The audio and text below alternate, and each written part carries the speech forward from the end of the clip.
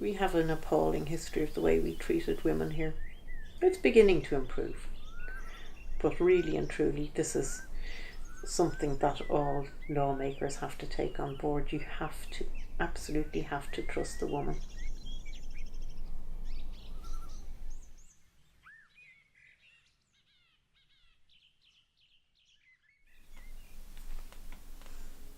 Do you ever regret doing it? No. No, never.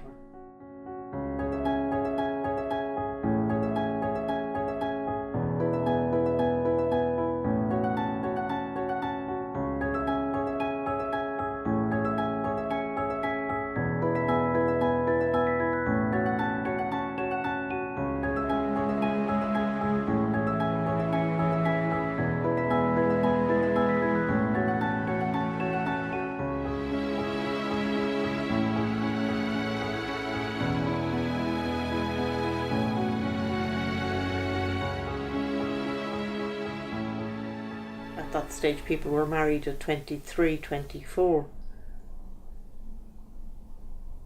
So they could have sex.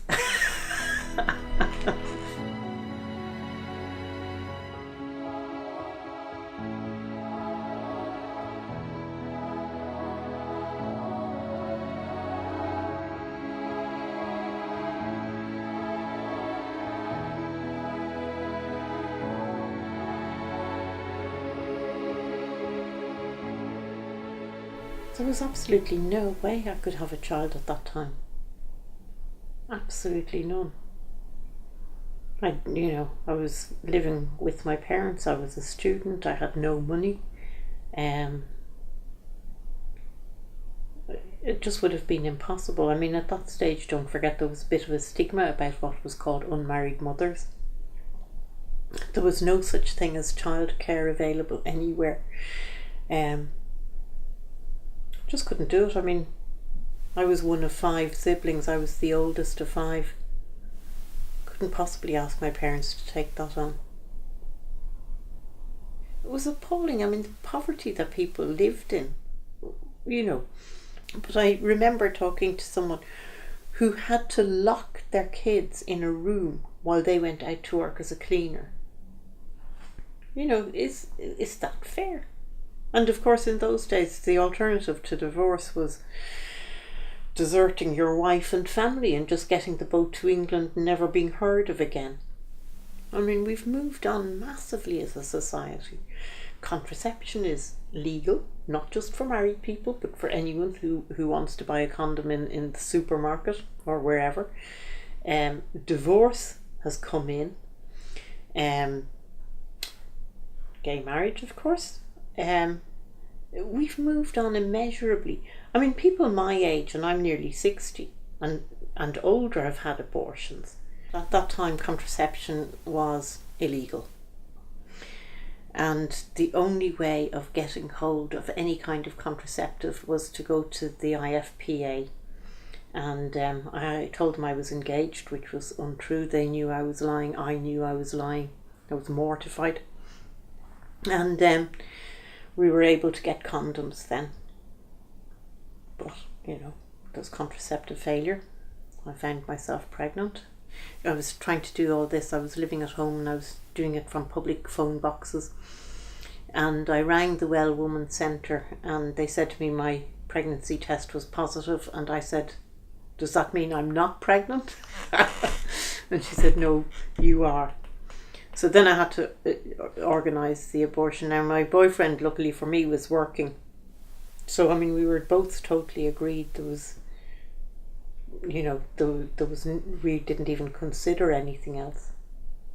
He paid for everything. He came with me. We got the boat over to Liverpool and then tootled our way along to the place, wherever it was that I can't remember. Was it 2 different places? One where you went for the interview, but I do remember being in the waiting room and looking around at everyone else and being quite surprised that there was only like one other young woman there. Most of the other women were older. Woke up the following morning in the same place, which was just an ordinary house. There'd be maybe 4 beds in it, and they wanted to keep me in, and I said no, I had to get the boat back. So we got the boat back, and they were giving me warnings like there is a risk of hemorrhage, there is no doctor on the boat. And I went, well, I have to take my chances. I told my parents I was going away to stay the weekend with a friend, so I had to come back. It was just something that had to be done, like you'd have to go to the dentist or you'd have to go to the GP or whatever. Do you ever regret doing it? No, never. I mean, my life would have been completely different. And do your family know now? Well, I only have the one, and she knows, yeah. And how does she feel about it? I think she takes it as a matter of course. I don't think she's shocked or anything, but you'd have to ask her. What advice would you offer to someone struggling with the decision? Only you can make the decision. And if you're struggling with it, then by far the best thing to do is talk about it to someone neutral, a counsellor who isn't biased, which can be difficult to find. But I think for an awful lot of people, they know what they want. I think there's less struggling with the decision now than maybe there would have been in the past. But people have to know that it's something irrevocable. You're either going to stay pregnant or you're not. And you have to think about the ramifications of both of those things. Now, as a psychologist, I know that abortion regret does exist, but it exists in a small minority of people, and it's usually those who have been forced to get an abortion against their will. How do you feel about people's reactions to abortion? Oh, I've had them. Gee. And I just go, are you listening? Can you not see where I was coming from? I have absolutely no patience with people who aren't willing to do that. And how do you feel about the fact that women still have to travel abroad for an abortion? I think it's appalling. But there's still this idea of women as either Madonna or whore that's still extant in the brains of mostly middle-aged men, and in some of the younger ones too.